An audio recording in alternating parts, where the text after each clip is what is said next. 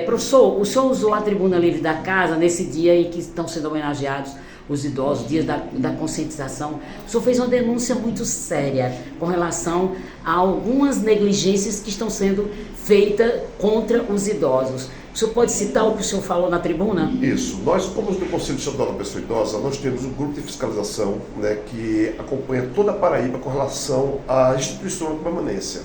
Em Campina Grande, já faz um tempo que nós recebemos essa denúncia de famílias que estão criando casas de instituição de permanência sem nome, né, sem nenhum cuidado com a pessoa idosa, mas com a perspectiva de, muitas vezes, usurpar o recurso financeiro desses idosos.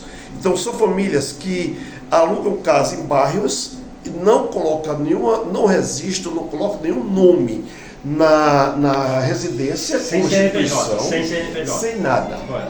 E faz unificação e muitas vezes tem idosos já passando fome, sem remédio, sem cuidado de enfermagem, sem uma nutrição específica, e nós estamos tomando providência para tentar diminuir essa família que está fazendo isso.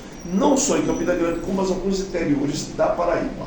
Já procuraram alguma delegacia do idoso, por exemplo? Já, o problema é que são residências, como a gente disse, difíceis de achar porque não tem nenhuma notificação.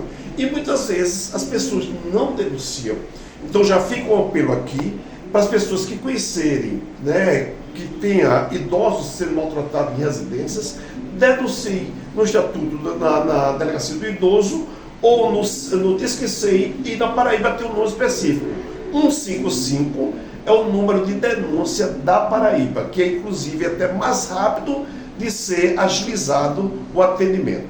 Professor Manuel, se fizer uma investigação minuciosa, vai ver que isso não é uma família, não, são centenas e milhares de casos, acho que não só na Paraíba, mas em todo o Brasil, porque a maioria, inclusive de filhos, inclusive parentes, só se preocupa com o idoso por conta da aposentadoria. Com certeza, como está aumentando o número de idosos, hoje a família não tem tempo de cuidar do idoso. Muitas vezes esse idoso mora, como eu já vi, no fundo da casa, no último quartinho, sem alimentação, sem água e sem cuidado. Então, algo muito grave que nós temos que tomar providência, não só na Paraíba, mas eu acho que a providência nacional com relação a essa violência que está sendo muito forte dentro de casa, como eu já disse, com relação a filhos e netos. É algo que nós temos que combater.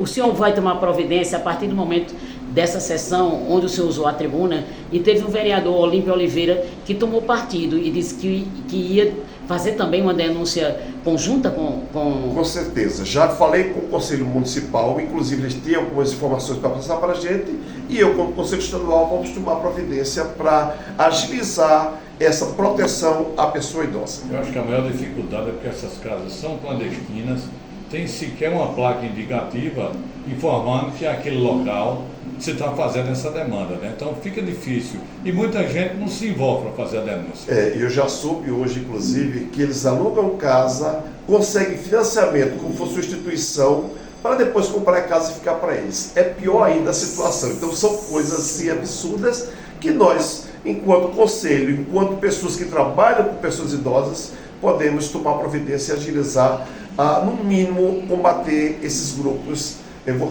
com respeito, mafiosos. Mas, professor Manuel Freire, vocês têm recebido essas denúncias com frequência? O Conselho Municipal já fez uma fiscalização, né, e está começando a agir para nós podermos tomar uma providência mais enérgica com relação a isso. O senhor tem algum endereço que o senhor pode citar? Não, por esse que nós temos endereço, nós temos que correr atrás e tentar agilizar, mas eu acho que o ponto principal são as denúncias, né?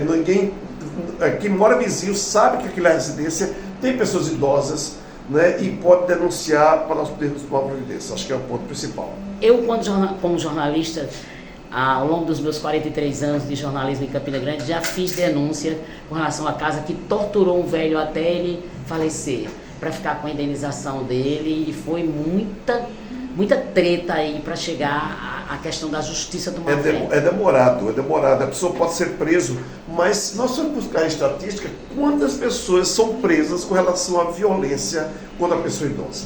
A gente não tem essa estatística, a gente não tem esses números porque são pouquíssimos. Um ponto principal quando o idoso sofre violência é que muitas vezes neto e filho, não, a avó, a mãe não denuncia porque é família e fica sofrendo essa denúncia, podendo chegar até a morte nessa condição. E às vezes os próprios familiares, né, se aproveitam do idoso. Isso, a estatística já vem há muitos anos, filhos e netos são os que mais provocam violência contra a pessoa idosa. Então é algo tão absurdo. Só para esclarecer, ontem eu estive na escola falando com adolescentes sobre violência de pessoa idosa. Nas minhas turmas da graduação eu falo sobre violência de pessoa idosa. Então a gente tem que falar também de educação no processo de proteção dessa população. Muito obrigada. Só para encerrar, só passa novamente quais são os números que qualquer pessoa, às vezes um vizinho, alguém que sabe de algum caso desse queira denunciar, quais são os números que a pessoa deve ligar ou que órgão deve procurar, para que os nossos ouvintes, as pessoas que acessam nossos portais, nossas rádios, possam saber que atitude tomar nesse caso.